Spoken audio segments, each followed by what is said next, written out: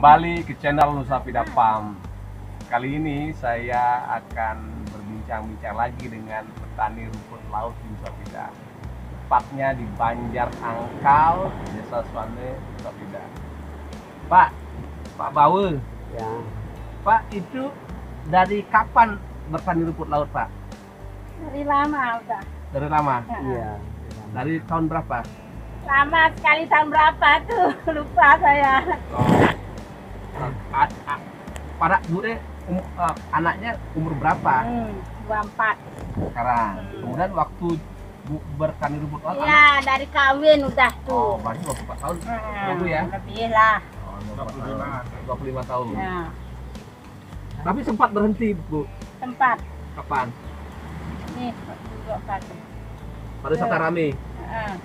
Ya, Bapaknya bekerja di mana? nelayan aja. Nelayan. Oh, berhenti karena mati, rumput lautnya mati. Iya, rusak. Seperti habis dimakan ikan. Oh, karena sedikit yang menanam di sini kan seperti itu. Iya. Kalau Pak Mangku? Pak Mangku mulai menanamnya? Ya mulai menanam ya semenjak kita ini Nikah rumah juga tangga ya. tahun Tahun 2004.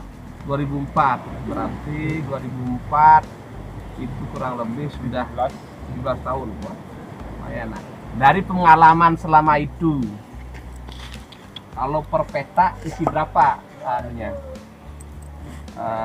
Tali. Tali kalau punya saya per peta itu isi 100 ada, 150 ada. Anggap yang 100. Yang 100 itu berapa hari panen? 30 hari rata-rata. 30 hari panen. Nah, anggaplah rumput lautnya bagus. Itu berapa kilo dapat yang kering, Pak? Kalau dipanen di laut semua. Dulunya tergantung bulannya. Anggaplah yang paling bagus Yang lah. paling bagus. Nah, Kalau dulu itu bisa mencapai 400 lah, 400 500 ribu. kilo. Kilo, 400 kilo, Oh. 400 kilo, 300. Kalau harga sekarang? Sekarang 14.000 Oh, harga sekarang, tapi dulu 14.000 itu basah apa kering yang 400.000? Iya. kalau di sini kering. Oh, ini 400 kali Udah, Pak. 400 kali 10.000 anggaplah ya. Itu 4 jutaan. Kok peta? Tidak per peta, semua Semuanya. keseluruhan, bukan per peta. Tidak bisa kita hitung per peta. Oh, itu berapa bedeng Pak Mangku punya? Kalau sekarang Enggak, yang 400 itu berapa bedeng? dulu Nah, talinya sekitar 1.700 800 lah, 1.800 lah. oh, 1.800 sampai 1.000 lah. Berarti per bulan ngantongin lah duit 5 jutaan lah ya. Ya, kalau bagus. Tapi kalau nggak bagus, Kalau nggak bagus gigit jari. Kalau nggak bagus tuh 2 juta, 2 juta setengah, lah hampirlah 3 juta gitu. ah, biayanya apa saja, Bu? Apa? Biayanya? Ya Resek. ini, resek sama ini kalau talinya putus gitu. Oh, Patok buruh. sama patok lagi. buruh berapa per bedeng? Buruh ini Kalau satu sekarang ikat ini 500. 500 per tali. Per Tali, kali. ya. Kalau bisa 100 ya kurang lebih 50.000 ya. Kalau gini ke sekarang ini carinya mahal, punya 500 ini mahal. Enggak sih mahal. Biasa. Nggak ada yang garang mahal. Ya nanti kan mudah-mudahan si jarkunya berhasil kan, Ya, nggak boleh ikat ya, lagi. ya. Ya. Kemudian ini Pak, kendalanya apa Pak Mangku? Kendala yang Pak Mangku hadapi. Kalau masalah kendala yang paling jadi kendala itu bukan di efisiensinya untuk sekarang ini. Dulu masalah pokoknya kesinambungan hasil. Oh, kesinambungan hasil, maksudnya hasilnya ya naik turun. Ya, Produksi lah ya. bukan lagi naik turun. Kalau di sini itu dulunya bahkan 3 bulan itu kita tidak ada produksi sama sekali. Oh, mati sama sekali. Mati. Apa penyebabnya? Ada sih beberapa, tapi kita tidak jual kan. Misalnya kita punya pas pada waktu bagus itu kita punya 1.000 pieces, 1.000 tali lah. Pas musim sekarang itu tinggal 200, 300, Iya bisa tinggal 100 kan kita terus untuk bibit saja itu. Tidak ada untuk dijual. Oh, berarti persiapan bibit saja. Persiapan untuk bibit saja. Berarti untuk kebutuhan sehari susah juga ya. Kita harus punya pekerjaan lain Oh, selain rumput laut. untuk yang 3 bulan itu. Ya, Dulu Pak Manggu apa? Nelayan. nelayan. Ini mengharapkan hasil dari laut nih, nelayan dan rumput laut.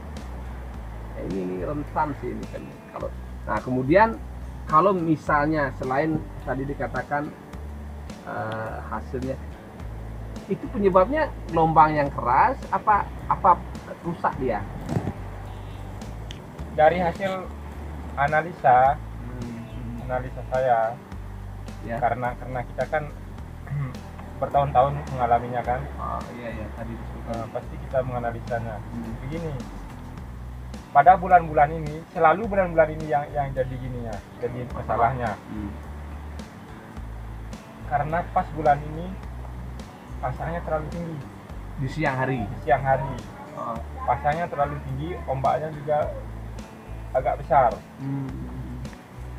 Mungkin itu yang jadi. Berarti kalau fotosintesis nggak ada dia dong.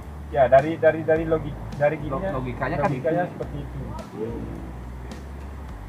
Berarti kalau misalnya kita buat dia ikut pasang surut, harusnya itu kan bagus ya dengan sejarku itu. Iya, harusnya itu apa namanya, tepat sekali sebenarnya itu.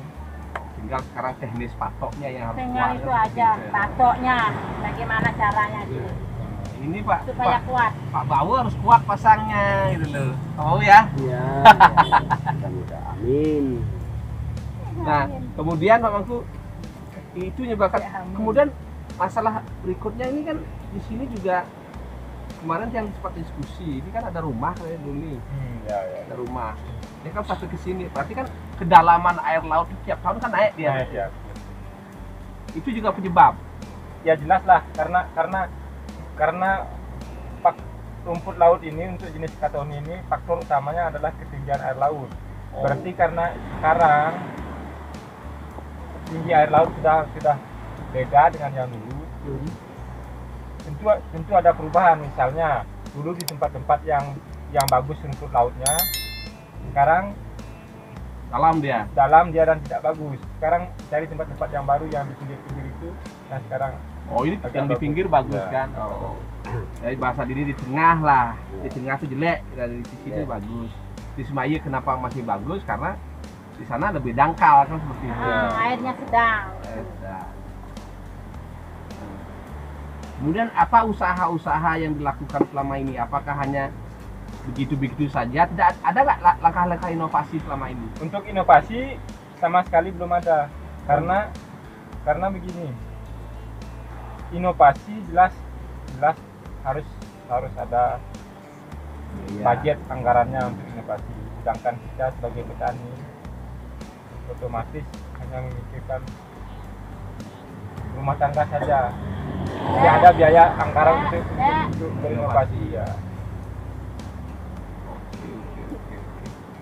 Kayaknya ini akan menjadi semacam diskusi-diskusi kita di YouTube, di ruang-ruang media sosial, kemudian juga membuka cakrawala berpikir masyarakat Samarinda bahwa global warming, kemudian isu-isu lingkungan yang menyebabkan naiknya permukaan tinggi laut menjadi penyebab gagalnya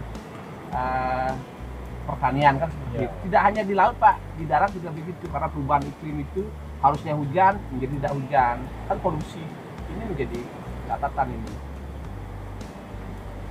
Nah, kemarin setelah ada COVID, penerbangan semakin sedikit, kemudian apa lagi, transportasi sedikit, kayaknya polusi berkurang drastis, hujannya nggak deras tuh Ya, kayaknya. hujannya sudah mulai mendekati normal ya. Nah, kemudian masalah lain Pak, misalnya masalah penjemuran gimana? Masalah penjemuran kan biasanya beberapa daerah yang saya tahu kayak di Lembongan, di barat sudah mulai begitu bahwa ada restoran segala macam, itu menjadi masalah nggak di sini? Selama ini sih belum. Tempat penjemuran nggak ada masalah ya? Belum. Bukannya tidak ada masalah, tapi belum. Belum. Karena kita kan tidak tahu perkembangannya zaman. Cuma tahu ini jadi Ya, restoran dan jadi pemangkuan restoran ya. jadi Wah, repot. untuk Ini tergerus ibu-ibunya nih. restoran, jadi memburu restoran. Nggak jadi restoran ya, jadi buruh restoran aja. Oke, kayaknya sudah itu.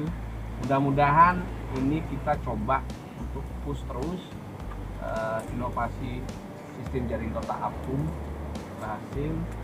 Kita juga tidak ada istilahnya gigi mundur lagi. Kita harus tetap targetnya Juli akhir paling tidak sudah ada hasil. Demikian video kita kali ini. Kalau Anda berkenan, klik like, komen, dan jangan lupa subscribe.